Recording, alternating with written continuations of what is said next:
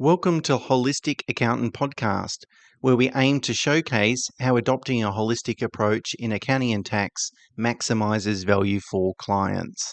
Beyond traditional tasks like preparing financial statements and tax returns, a holistic accountant focuses on offering advice that maximizes personal wealth on an after-tax basis.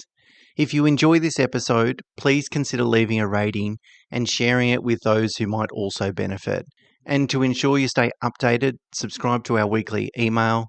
The link is in the show notes. Okay, in this episode, Mena and I would like to talk about offering customer discounts. When should you do it? Should you do it? How? What are some of the pros and cons and so forth? It's obviously tempting to offer a discount in order to drive more sales, but price is actually a really important aspect because often we use it as a signal of value, of quality and reliability, so sort of perceived value, if you like. And sometimes it can be a bit of a signal of status as well. So whilst we might think it might be good to reduce the price of a particular product or service, in the mind of the client, what does it do to the value of that product or service? Maybe it actually reduces it. And so sometimes increasing price actually sends a good price signal to your target customers. And sometimes that can be, it's counterintuitive, but it can actually be a better thing to do than offering really discounts. But anyway, let's talk about some of the pros and cons. First, let's talk about some of the downsides to discounting, Mena. Yep, and the first is profitability. Now, it's great to sort of try to compete on price to get some more sales through the door, but what are you really doing to your net profit? And sometimes what you're actually making out of a product or service doesn't even cover your risk involved in selling that product or service. So you really need to be very careful when offering discounts that you're not sort of hindering yourself or you're actually making a loss on the product. Yeah, it's possible you might have a loss leader, right? Correct. In order to attract more people into the business or even acquire new customers. But, you've got to consider the longevity of that and maybe some of the other downsides that we're going to talk about. So one of them is perceived value. You diminish your perceived value of a particular product. In another way, putting it another way, it sort of cheapens your product to some degree. And of course, that's not a good thing to do. There's some brands around the world that never offer sales or discounts because for that very fact, they don't want to cheapen their brand. They spend a lot of money on, building perceived value of that particular product or brand, and they don't want to destroy it by saying, hey, people, we're going to give you 15% off for this short amount of time. So you really want to be careful because it's something that, it takes a long time and a lot of energy and money really and sweat equity to build brand value. It's very quick to destroy it. The third downfall is customer expectations. Now, if you know that it's a brand or product that regularly goes on sale, why would you buy it at full price today when you know that in it could be a month or 2 months it will go on sale? It really cheapens your product and it's really a race to the bottom. So especially if you're a discretionary product, it could be a designer clothing line, why would you wait until pay full price for it when you can get it 50% off in a month's time? Just makes no sense. And linked into the perceived value element is the overall impact on your brand. So you might only reduce the price on a particular product or a particular line of products, but how does that affect your overall brand, your business image and so forth? And what does it say? What message does it send to the market? Does it send a message that we're sort of struggling, that we need to boost sales just before 30 June or just before Christmas or something like that? Or what message does it send around the quality of those products as well? Is it just that they were inflated at their standard price and now, you're being fair and you're offering a discount?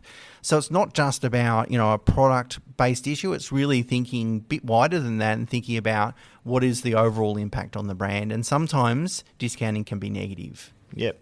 And you can really attract the wrong customers by doing that, can't you, Stuart? Because it reduces the loyalty of your current customer base because you're introducing a customer base, or it could be a demographic or something else altogether that doesn't fit your actual client target market. So, you're attracting people that are price sensitive, people that are going to give you problems down the track, people that are not loyal to you. So offering a discount should really be taken into sort of strong consideration as to what could do to your current client or customer base. Now, there's some business models, of course, that are based on price, being the lowest price in the market. Those business models require a lot of scale. So if that's your strategy, if that's your business model, it's fine. Maybe discounting is a big part of that. But for most people, and particularly small to medium businesses, it's not, because they can't get the scale in order to sort of necessarily deliver on that price offering. So it's really important then to think about some of the negatives. Now, let's be devil's advocate now, Mena. Let's talk about some of the positives with discounting, because of course, there's going to be some benefits. And the first one is attracting new customers. Customers that might not have otherwise visited you. So maybe offering that discount is a good enough incentive for them to try your brand or try your product or try your service. It reduces the risk of doing so. And then if you're able to think of the lifetime value of that customer, so if you acquire a new customer and you can build some loyalty with them, and hey, you might sell that first product at a discount, but if that means that they buy a product from you or the service from you for the next 10 years, what is the lifetime value of that customer? And so sometimes, whilst we're taking a small haircut at the beginning in terms of offering that discount, in terms of generating long-term business value, it can be a positive thing. Yeah, definitely. And you referred to loss leaders previously. You look at businesses such as your Chemist Warehouses, or could be a Woolies or a Coles. Sometimes they sell a product at an actual loss just to get people through the door.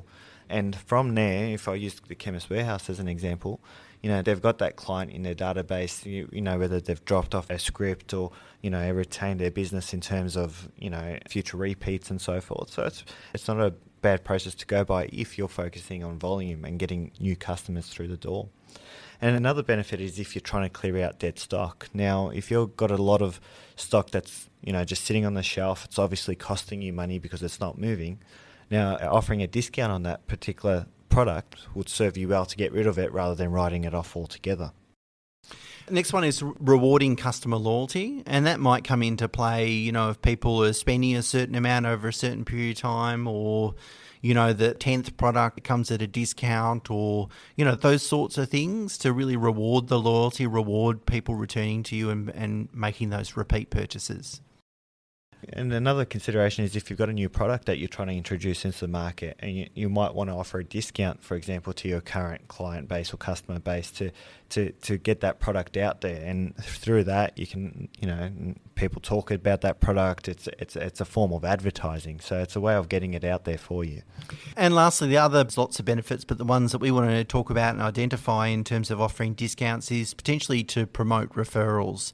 So, for example, you might offer a particular discount on a particular service or product for a period of time if an existing customer refers someone to your business. And again, it might be a way of sort of promoting them or allowing them sort of take the leap to try your product and service at a discounted price. And it gives a reason for the person to make the referral. So if I know that Mena's going to buy a new barbecue and Barbecue Galore is going to offer a 15% discount to him if I refer to him, it gives me a reason to mention that to him and make that referral. So there's obviously a lot of pros and cons when it comes to offering discounts, but our advice is always to play a long game. A strong business model doesn't require discounts. So if you know you offer a good product or service out there in the market, there's no reason for you to devalue yourself. There's got to be a strong reason for you to offer a discount. You wouldn't do it in your day-to-day business. Yeah, I mean, for most people in small business, it's really about having a good business model that drives a premium rather than a discount. If you can make more money than your competitor because you deliver more value, you do more for your customers, or your product is better, that's really where the aim is, and avoiding discounting wherever possible. Okay, that's it for us for this week. Until next week, bye for now.